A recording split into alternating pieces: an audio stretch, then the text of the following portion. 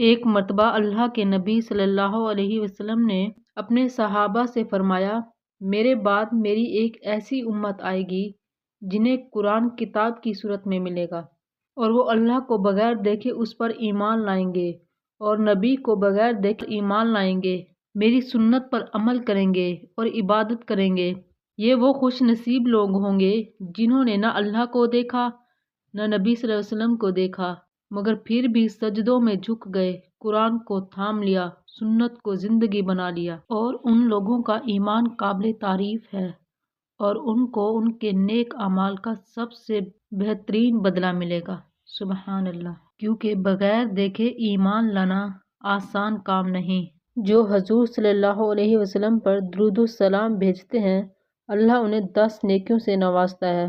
یہ خاص رحمت ہے جو اللہ صرف حضور صلی اللہ علیہ وسلم کی امت پر کرتا ہے۔ اللہ تعالیٰ سے دعا ہے کہ اللہ تعالیٰ ہمیں کل قیامت والے دن حضور صلی اللہ علیہ وسلم کے ہاتھ سے حوض کوثر نصیب فرمائے۔ آمین۔